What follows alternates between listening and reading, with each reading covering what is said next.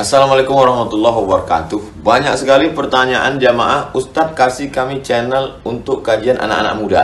Di antara anak muda berasal dari Aceh, luar biasa. Channelnya Maulizul Akbar Nak. Tonton, subscribe, like, share, komen. Assalamualaikum warahmatullahi wabarakatuh.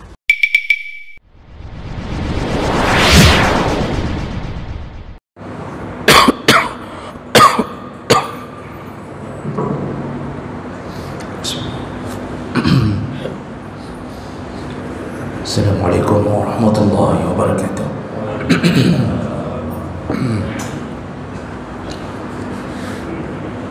Alhamdulillahil wahidil ahad, lam yalid wa lam yulad wa lam yakul lahu kufuwan ahad.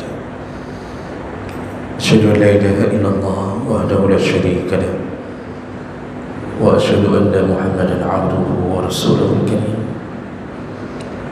Allahumma shalli wa sallim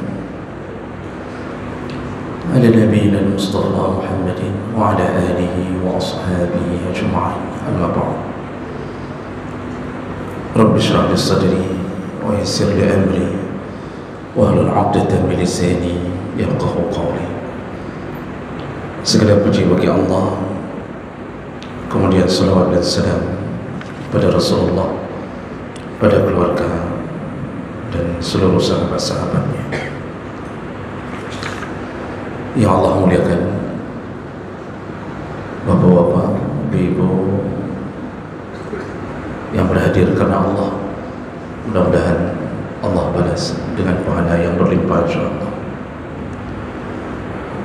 Di pertemuan kita yang terakhir, kita membahas tentang pahala-pahala dan kemuliaan yang didapatkan oleh orang-orang yang memperbanyak sujudnya. Artinya dia memperbanyak salat sunnah, dan itu menjadi salah satu cara agar bisa berkumpul dengan Nabi sallallahu alaihi wasallam di surga. Jadi bersama Nabi di dalam satu surga. Kita akan sambung hadis berikutnya, yaitu tentang sawabus salawat al-mafruḍah wal muhafadhah 'alaiha, yaitu pahala-pahala atau kemuliaan yang didapatkan oleh orang-orang yang menjaga, senantiasa menjaga salat 5 waktu.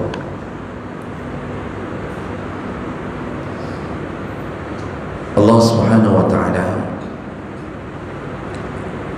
ketika menyebutkan tentang orang-orang yang mendapatkan keberuntungan di akhirat dengan kalimat qad aflahal mu'minun, sungguh beruntung orang-orang yang mukmin. Dan salah satu amalnya yang Allah sebutkan yang paling utama adalah alladzina hum fi salatihim khashi'un, itu orang-orang yang khusyuk dalam salatnya. Di dalam surat Al-Ma'arij Allah sebutkan walladzina hum 'ala salatihim yuhafizun, yaitu orang-orang yang selalu menjaga salatnya. Jadi salat ini salah satu yang sangat diperhatikan oleh Allah. Tadi dalam surat Al-Ma'arij, bahkan setelah Allah mengatakan orang-orang yang senantiasa menjaga salat wajibnya, lalu Allah mengatakan ulaika fi jannatin mukramun, mereka lah yang nanti dimasukkan surga dalam keadaan dimuliakan. Nah, ini menjadi salah satu janji Allah bahawa penghuni surga itu salah satu syarat utamanya adalah as-salat, melakukan dan menjaga salat 5 waktu dengan baik. Nah, jemaah mulakan Allah Subhanahu wa ta'ala, salat ini kalau kita sudah sering mendengarkan dari guru-guru kita, kemuliaannya dimulai dengan proses untuk menuju kepada kewajiban salat itu bukan diturunkan perintahnya oleh Allah, tapi disuruh jemput kepada Nabi SAW. Sedangkan selain salat semuanya diturunkan perintahnya oleh Allah. Jadi langsung Nabi diutus Jibril kepada Nabi, lalu diperintahkan tentang puasa, bayar zakat, macam-macam. Tapi ketika urusan salat, Nabi dijemput oleh Allah. Ketika sudah berhadapan dengan Allah, barulah Allah mengatakan tentang kewajiban salat. Nah, ini sudah cukup untuk menunjukkan tingginya posisi salat dibandingkan dengan amalan yang lain. Oleh karena itu, salah satu kemurkaan Allah yang paling hebat adalah mereka yang melecehkan kewajiban salat. Allah murka. Kalau bukan karena seandainya kita menjadi umat Muhammad, mungkin kita sudah dibinasakan sebagaimana umat-umat terdahulu. Cuma karena kita menjadi umat Muhammad, yang siksa azab itu ditangguhkan sampai kiamat.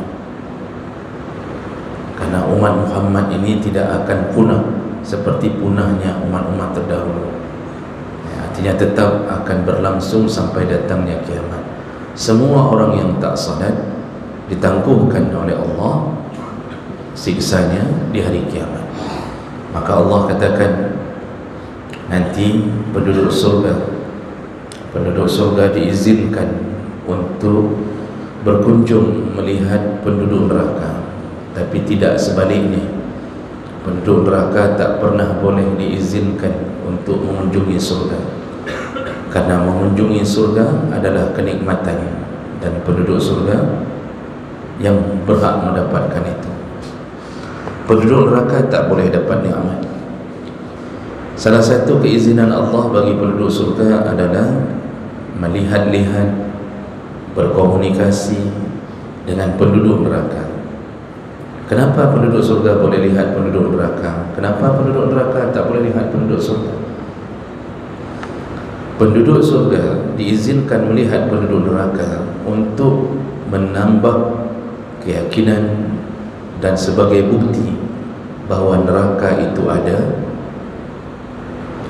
dan siksanya maha dahsyat, dan itulah yang mereka baca selama di dunia di dalam Al-Quran.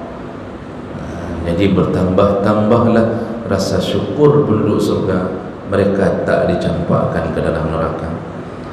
Tapi penduduk neraka tak boleh menikmati surga sedikit pun tak boleh. Minta air pun tak boleh.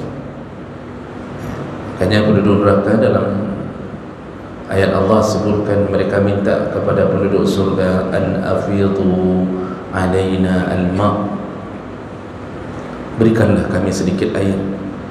Jadi mereka minta kepada penduduk surga. Penduduk surga mengatakan, kami diharamkan memberikan makanan dan minuman surga kepada kalian. Jadi betul-betul habis-habisan.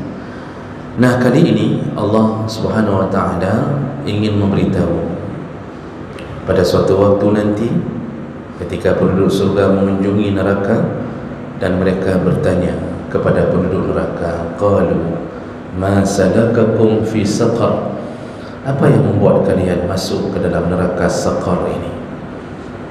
Penduduk neraka menjawab, qalu lam naku minal musallin, di dunia kami tidak salat. Nah, ini amalan paling buruk yang dilakukan seorang hamba, hana semayang. Jino belum ketanya, oh Bapak Ibu cukup ramai yang kebubutnya. Orang-orang kita ini, anak-anak muda kita yang Tuhan nasib, ya, tapi lebih ramai anak muda. Mereka meninggalkan salat, bahkan bukan satu dua orang, berkelompok-kelompok, ramai-ramai meninggalkan salat. Dan inilah yang Allah sebutkan dalam surat Maryam, فَخَلَفَ مِنْ بَعْدِهِمْ خَلْفٌ أَضَاعُوا الصَّلَاةَ. Nanti akan datang suatu masa, yaitu kelompok-kelompok yang banyak meninggalkan salat beramai-ramai. Jadi dulu sahabat ketika diperdengarkan ayat ini, tentu mereka tak terfikirkan gimana cara anak semayang ramai-ramai. Karena mereka paling takut kalau seandainya salat itu ditinggalkan. Karena juga mereka tahu salatlah kunci kebahagiaan. Tapi nanti kata Allah, akan datang suatu masa orang meninggalkan salat beramai-ramai. Hari ini ternyata kita melihat di depan mata kita. Anak semayang. Ya tentu yang paling ramai pemandangan ini di kedai kopi. Di kedai kopi paling ramai. Makanya perkara seperti ini itu patut kita waspadai. Jangan sampai jatuh kepada anak-anak kita.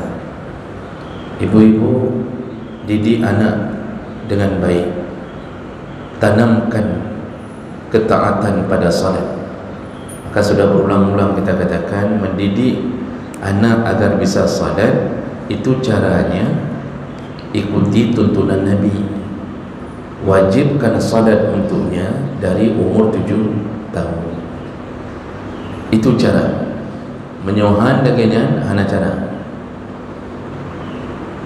Dari 7 tahun sampai 10 tahun, di situ habis-habisan orang tua berjuang membuat anak supaya tidak tinggal salat sekalipun. Itu dari 7 sampai 10 tahun itu.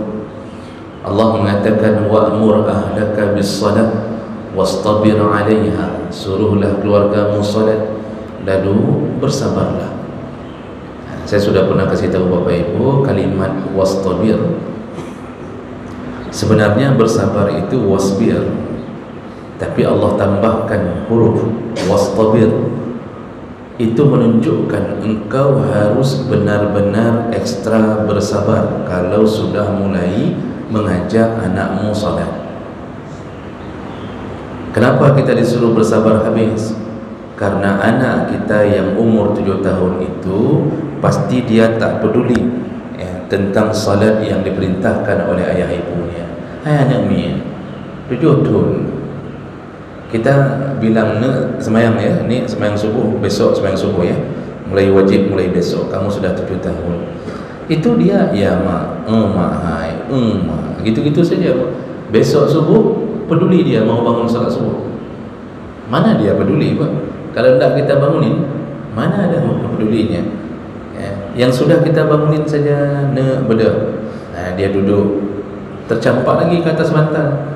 Kita balik lagi, bangun. Lalu kemudian dia kucek-kucek matanya, dia akan lihat kanan kiri, ayahnya dan ibunya pergi, lalu dia kembali lagi ke kasur. Terus saja begitu. Kita tarik kakinya, kita gantung di plafon, dia tidak peduli. Yang disuruh bersabar bukan dia, kita. Nah, disitulah konsep pendidikan pertama. Mau anak kita melengket salatnya kapanpun, dimanapun, didiklah dia salat. Wajibkan dia salat dari umur 7 sampai 10 tahun. 7 sampai 10 tahun itu rentangnya 3 tahun. Ini masa pendidikan. Dalam 1 tahun itu 365 hari hitungan Masehi. Kalau kita didik selama 3 tahun berarti 1095 hari.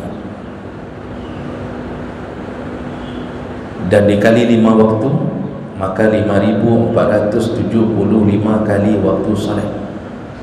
menyoi ni pedang 5,000 perduh 75 ke wadah semayang ba'ana katanya tak lewat satu pun, nanti zuhur kita kejar ya. Asar kejar lagi, maghrib kita usir dari rumah semayang, ikut ayah ke masjid. Kata si anak, tapi ayah hantar kerja masjid. Kejar ayah-ayahnya. Anak ramai yang lagi ni anak-anak cuma di masjid, ayah ni hantar dia ke masjid. Dia tanya, "Oh ayah ke?" "Ayah di rumah, anak ke semayang." "Anak kah bakal semayang?" "Kamu kena empok, kami kena pukul kalau tak salat." Ayah tak ada yang pukul. Pernah dipukul mama lebih 2 kali kena pukul setelah itu. Jadi lebih parah ayah daripada anak-anak. Jadi subuh, zuhur, asar, maghrib, isya, 3 tahun itu Pak, berjuang habis. Selamat 3 tahun itu, tidak satu pun waktu salat yang tertinggal, insya-Allah. Insya-Allah ya. Lengket salat, lengket. Begitu balik itu kita tak lagi berusaha kuat, cukup hanya suruh azan, sudah selesai. Lengket salat di hatinya. Begitulah Nabi menyuruhnya. Sayangnya hari ini tidak begitu. 7 tahun pun dia pegang ulang tahun ni. Pegang ulang tahun, blow balon, kemudian beli roti tar, kuih tar, tiup lilin. Setelah itu tak ada apa-apa suruhan untuk urusan agama. Yang penting ingat ulang tahun.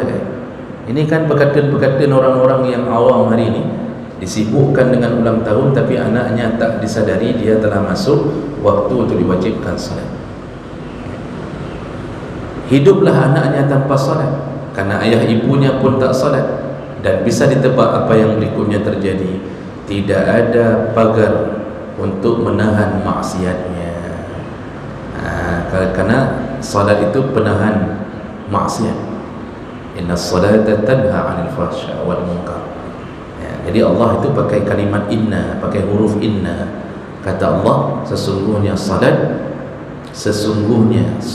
Allah pakai sesungguhnya. Itu kalau sudah pakai inna, huruf taukid itu, nyan Allah hana gemayang mereka pegah bahawa salat bisa mencegah keji dan munkar.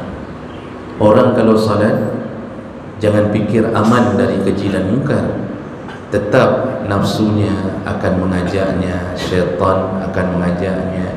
Jadi jangan pikir orang salat itu aman daripada keinginan untuk pacaran, berzina, keinginan untuk baju peng haram. Jangan pikir orang salat tidak ada keinginan itu, ada. Cuma karena salat ada di dalam dadanya, maka salatlah yang membisik-bisikkan kepadanya, kasih, hiduplah apa adanya, tak perlu ambil uang riba di bank. Waktu dia mulai ada keinginan melihat sesuatu atau perempuan yang seksi, maka salat berbisik, jangan, ingatlah istrimu lebih seksi daripada perempuan itu. Itu kata salat. Begitu kita pulang, ternyata istri kita sedang pakai baju batik, hana imano kadua uro. Itulah kesalahan isteri. Jadi solat tadi sudah bisik-bisik, jangan, itu pelacur itu cari uang, istrimu lebih cantik, lebih seksi. Begitu pulang ternyata tidak sesuai seperti yang dibisikkan solat. Jadi inilah makanya kenapa istri-istri disuruh bersoleh, disuruh sambut suami itu dengan semua keindahan yang dimilikinya. Jadi baik pakai baju pramuka dewo dindu rumah, suami pulang ke rumah, isteri pakai baju pramuka, terpaksa suami pergi lagi ke kantor. Jadi bagaimana tampilannya? Kan saya sudah pernah kasih tahu bahwa istri salihah itu di rumah tampilannya tampilan Eropa.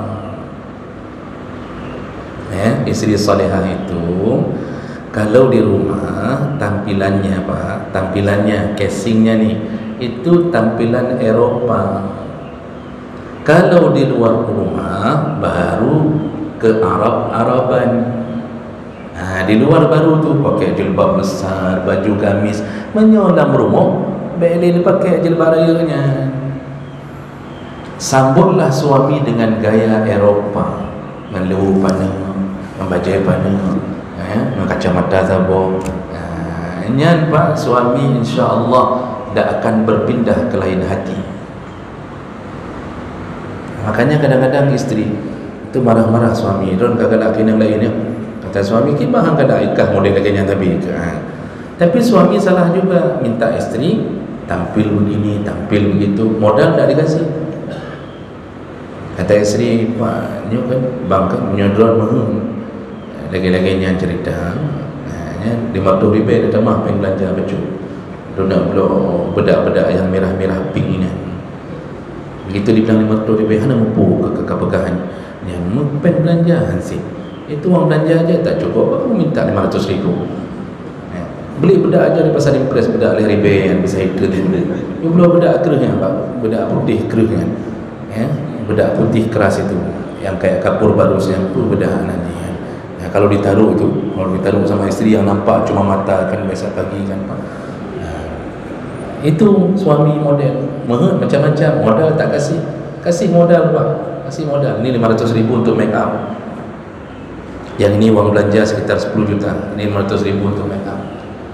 Itu 500 ribu baru untuk wajah saja, belum yang lain pak, belum pedikur, manikur, pak, perawatan kuku, perawatan kuku tangan, kuku kaki, macam-macam. Itu seharusnya. Makanya saudara, membuat anak kita tidak narkoba, tidak sabu, tidak punya pacar, keinginannya selalu menikah dengan isteri yang salehah, yang perempuan keinginannya menunggu lamaran suami saleh. Berawal dari mana? Semayang. Hancur sekali hidup kita sekarang ini, hancur sekali, makin ke pelosok, makin banyak orang tak salat. Kalau maghrib sudah tak salat, itu orang-orang yang kumpul-kumpul di kedai kopi tak salat maghrib, dipastikan semua yang lain dia tak salat. Karena salat yang paling mudah dilakukanlah maghrib. Kalau maghrib sudah tak salat, pastinya isya'ana, pasti subuhana. Jadi jamaah melakukan Allah Subhanahu wa taala, inilah keberuntungan bagi mereka yang salat. Ada hadis Nabi sallallahu alaihi wasallam. Sedikit lagi baru kita bertanya jawab. Dari Abi Hurairah radhiyallahu anhu, hadis riwayat Bukhari Muslim. Anna a'rabiyyan atan Nabi sallallahu alaihi wasallam. Ada seorang Arabi. Arabi itu Arab Badui.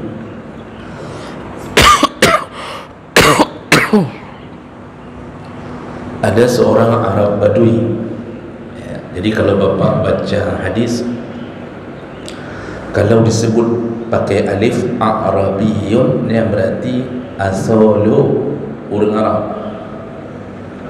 Arab Badui. Badui itu Badawi, tinggal di lembah-lembah.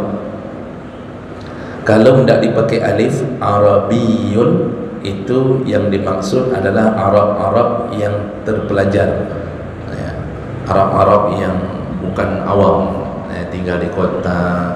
Sahabat-sahabat Nabi itu tidak disebut Arabiyun. Ini yang datang ke Nabi ini orang Arab Badui. Orang Arab Badui itu sifatnya apa? Keras, bahasanya kasar, kalau ngomong ceplas-ceplos. Begitu orang Arab Badui itu. Tapi mereka punya hati yang bersih. Lalu dia bertanya kepada Nabi, "Ya Rasulullah, dullani ala amali iza amaltahu dakhaltul jannah." Ya Rasulullah, tunjukkan aku amal, kalau aku mengamalkannya aku bisa masuk surga. Jadi dia langsung to the point. Ya Rasulullah, Cina pegang balung 3. Tolong kasih tahu aku mana amalan yang bisa memasukkan aku ke surga. Lalu Rasulullah menjawab, ta'budullaha wa la tusyriku bihi syai'a. Pertama, Kata Rasulullah, sembahlah Allah, jangan syirikkan Allah dengan apapun. Jadi ini perlu dipahami dengan baik. Ketika Allah Subhanahu wa taala menyebut dalam Al-Quran, juga Nabi menyebut dalam hadis, jangan syirikkan Allah dengan apapun, syai'an. Jadi Allah tidak bilang jangan syirikkan Allah dengan Tuhan yang lain. Sering kalimatnya adalah dengan apapun. Jadi apapun bisa menyebabkan kesyirikan. Cuma syirik itu ada syirik besar, ada syirkul asghar, syirik kecil. Kita yang hari ini kita hindari syirik besar. Kita tidak bertuhankan Yesus, kita tidak bertuhankan Brahmana. Itu yang kita hindari. Cuma hari ini orang kadang-kadang terjebak dalam syirik kecil. Apa? Dia menuhankan sesuatu selain Allah. Apa salah satunya, Pak? Kita telah menuhankan kantor kita, kedai kita. Kalau para supir telah menuhankan mobilnya, dia tuhankan istrinya. Bagaimana kita tahu? Semua amalnya dia peruntukkan untuk dunianya, untuk kantornya. Maka kan ketika Nabi ditanya, ya Rasulullah, syirik kecil itu apa? Kata Rasulullah, yaitu ar-riya. Engkau melakukan riya. Bagaimana melakukan riya itu? Engkau nampakkan amal, engkau ingin mengharapkan puji selain daripada Allah Subhanahu wa taala.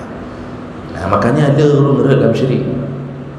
Tapi syirik kecil, dia tidak dihitung sebagai orang musyrik, tapi kesyirikan kecil itu berefek nanti di kiamat. Apa yang terjadi di hari kiamat? Allah memanggil semua orang yang masih bertuhankan Allah tapi hari-harinya untuk menyembah sesuatu selain Allah. Jadi bukan lagi beramal untuk Allah. Beramal. Jadi beramal untuk partai, beramal untuk pimpinan kantor, beramal untuk supaya diucapkan komen yang baik-baik di TikTok, Facebook, yang kenyang amal itu. Jadi dia mengharapkan Tuhan-Tuhan lain selain Allah memujinya. Nah, ketika hari kiamat, kata Nabi dalam hadis yang sahih, Allah panggil semua orang itu. Lalu Allah mengatakan kepada mereka, sekarang mintalah surga kepada orang yang dulu engkau harapkan pujinya. Dia suruh balik sama Allah, cari surga sana.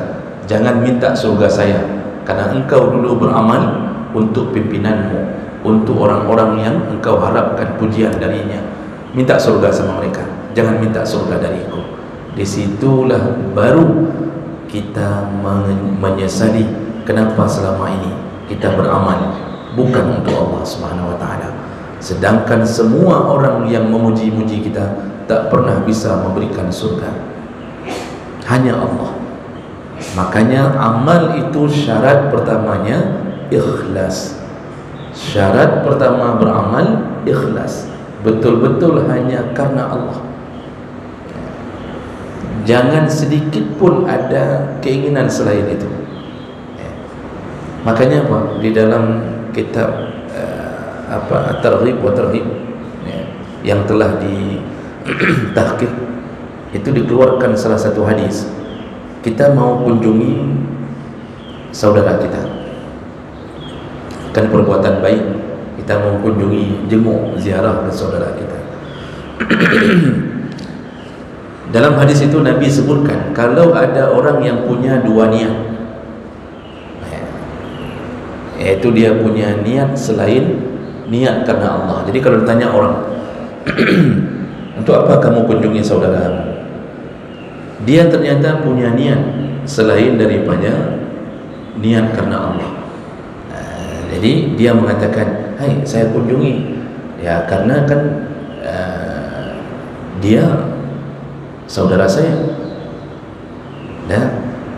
Atau dia mengucapkan, ya saya kunjung karena dia pernah mengunjungi saya. Jadi behana mangan kapdung ke kajak rumah tu, ya nya kujak bakji. Jadi dia tidak di hatinya dia kunjung ke rumah saudaranya ini bukan karena Allah yang menyuruhnya, tapi karena hana mangan. Sama kayak kita kasih hadiah, kasih sedekah ke walimah orang, kita beli dispenser, kita kasih ke hadiah orang. Kita tanya sama orang, Masya Allah raya tak hadiah apa yang dispenser? Ya, bukan raya tak hijuk man. Hana mangan, urojih nah, pulkah hijuk dulu. Pulkah ubi dispenser. Nggak enak. Dulu dia kasih kulkas ke saya, sekarang ni pun dispenser cuma saya kasih. Jadi ternyata kita memberi itu bukan karena Allah, tapi karena hanya tidak enak orang sudah beri. Apa kata Nabi? Dia tidak mendapatkan apapun dari Allah Subhanahu Wa Taala. Sampai segitunya. Makanya beramal itu betul-betul mukhlishan lillah, betul-betul hanya karena Allah. Kalau diganggu-ganggu oleh syaitan, ini karena ini, karenanya, karena maka segera hapuskan keinginan-keinginan lain kecuali karena Allah Subhanahu Wa Taala. Jadi oleh karena itu jangan sampai syirik, kata Nabi. Itu amalan pertama kalau masuk surga.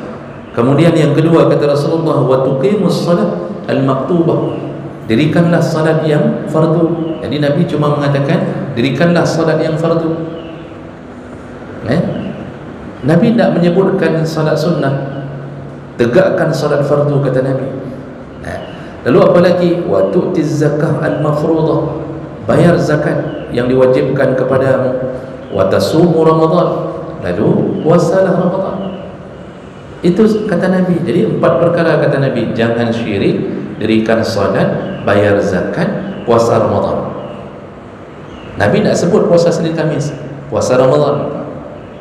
Dan lalu apa kata orang ini setelah mendengar itu?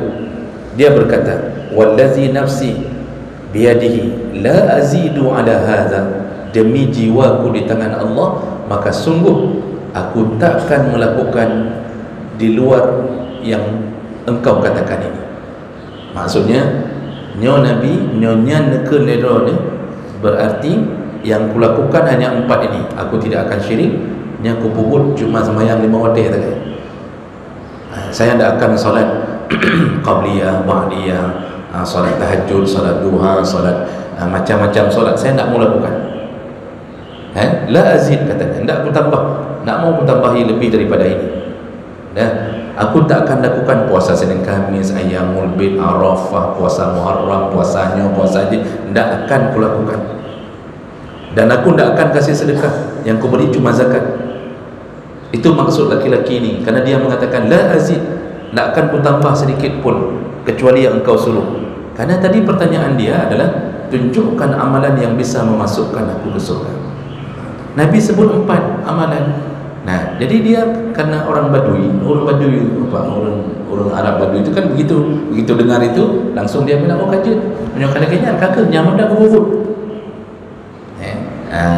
Lalu kemudian falamma walla, setelah itu dia segera berpaling. Arti berpaling, dia pulang. Begitu kan orang-orang kalau kasar perangainya kan, terima kasih anak mereka, terima kasih ya Rasulullah, engkau telah tunjuk. Itu kan orang yang lembut, berpendidikan. Kalau kita bicara sama orang kasar apa, terima kasih anak Jadi begitulah orang Arab Badui itu.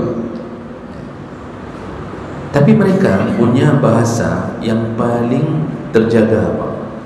Bahasa Arab itu terjaga di lisan mereka sampai hari ini. Jadi kalau mau mengetahui bahasa Arab yang paling murni, pergilah ke suku Badui. Suku Badui itu ada di semua Arab. Semua Arab keturunan mereka banyak. Tinggalnya sampai gunung, sampai gunung. Saya pernah bertemu sekali orang-orang Arab Badui yang masih tinggal di pegunungan waktu kami berkunjung ke Bukit Tursina, tempat Nabi Musa mengambil wahyu. Di bawah itu, itu daerah itu Sinai itu suku Badui tinggal. Pakaiannya pakaian orang kampung. Mereka salatnya bagus sekali, bahasanya bagus, cuma kasar kasar orangnya. Memang begitu, memang cika menandro, bukan tak baik. Jadi itulah gaya mereka. Langsung dia berpaling, meninggalkan Nabi. Qala Nabi, lalu Nabi berkata kepada sahabat-sahabat yang ada di sampingnya, man sarrahu ay yanzura ila rajulin min ahli al-jannah falyanzur ila hadza. Nabi mengatakan, kalau kalian ingin melihat salah satu penduduk surga, lihatlah laki-laki ini. Masya Allah. Padahal tadi laki-laki ini mengatakan apa-apa, saya tidak lakukan apapun, hana bubun, aku jaga saja. Yang kewajib oleh Allah, inilah yang saya jaga. Ini menunjukkan apa Bapak Ibu? Yang wajib adalah perkara yang menyebabkan kita lebih mudah masuk surga daripada yang sunnah. Jadi jangan salah-salah. Tidak ada pahala amalan sunnah yang bisa melebihi amalan wajib. Kita tahajud, Masya Allah, luar biasa. Sembahyang subuh ada, tahajud 8 rakaat. Habis itu tidur lagi menjelang subuh. Subuh dah ada. Puasa Senin Kamis, Kamis Senin, sesekali dibalik. Jadi Kamis Senin, sesekali Senin Kamis. Puasa itu terusan. Puasa Ramadan cilet-cilet. Tidak baik dia lakukannya.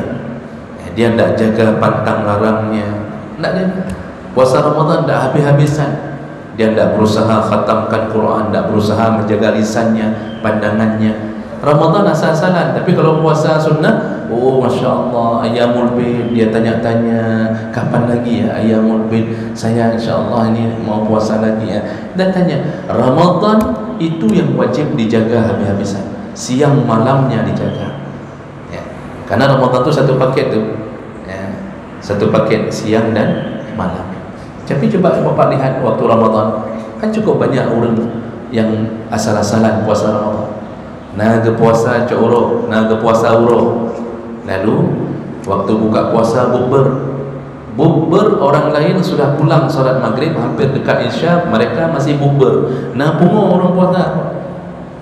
Sedangkan puasa itu seharusnya membuat kita lebih taat. Itu habis bukber, kemudian sambung duduk habis isya, tak solat tarawih. Nah, itu contoh. Siang tidur, tak ada amalan-amalan, tidur dari pagi, tidur begitu. Gara-gara mendengarkan salah satu hadis yang sangat lemah, yaitu tidurnya orang puasa ibadah. Itu hadis dhaif jiddan, hadis lemah sekali. Tapi diamalkan kegeri. Zakat itu yang wajib dijaga. Ini sedekah tiap hari, sedekah sana, sedekah sini. Zakat tak bayar. Padahal yang disuruh jaga zakat. Orang yang terkena kewajiban zakat itu segera bayarkan, segera. Begitu nisab dan haulnya sampai, segera. Jangan ditunda. Yang punya emas melebihi 85 gram emas, segera. Baiknya fikir, alah dek mendang, dek kasih tun hana bayar zakat. Makanya Allah ancam yang tak bayar zakat lalu mati, maka dia pertama siksanya bertemu dengan seekor ular di alam kuburnya. Ular itu diberi nama Al-Aqra, As-Suja'ul Aqra. Aqra itu botak kepalanya. Kenapa botak? Terlalu banyak racunnya. Yutawwiquhu, melingkar di lehernya. Lalu ular itu ketika akan menggigit, dia berkata, akulah ana maluka fid dunya, akulah hartamu di dunia. Makanya Allah katakan bahawa orang-orang yang tak bayar zakat itu, mereka akan yutawwaquna bima bakhilu bihi yaumal qiyamah, dilingkarkan hartanya di hari kiamat di leher mereka. Ternyata ular berubah jadi ular. Itu siksa pertama orang tak bayar zakat. Yang kedua, masuk neraka. Lalu diapakan oleh Allah? Disetrika, digosok oleh Allah Subhanahu Wa Taala. Disetrika, Pak, setrika. Bapak pernah jatuh setrika di tangan? Mungkin ibu-ibu lebih sering jatuh setrika di tangan. Itu setrika jatuh sedikit saja, Pak, Masya Allah, mau pep-pep sejam dah habis-habis, Pak. Itu kemudian kembung air di kulit, sebulan tak sembuh-sembuh. Trauma dia memakai setrika itu. Kenapa haji tidak disebut oleh Nabi? Kan 4, tapi haji tidak disebut oleh Nabi. Karena haji sangat ditentukan oleh kemampuan. Yang mampu haji, tak mampu tak masalah. Jangan paksa-paksa diri itu berhaji. Apalagi ini kadang-kadang ada orang, Pak, ini sudah salah faham. Umrah berkali-kali, haji tak daftar. Yang katalah ya. daftar haji dulu baru umrah. Ini waktu daftar umrah itu umrah plus lagi ambilnya apa? Umrah sekaligus ke Vietnam. Ngapain umrah ke Vietnam? Habis Turki, pulang dari Turki ke Tiongkok, dari Tiongkok ke Vietnam, buat banyak uang dia, haji tak daftar. Nah, makanya haji termasuk disesuaikan dengan kemampuan. Beginilah Nabi mengajarkan kita, maka jagalah salat sehebat-hebatnya, jagalah salat. InsyaAllah surga, InsyaAllah kita semua akan berkumpul kembali di dalam surga.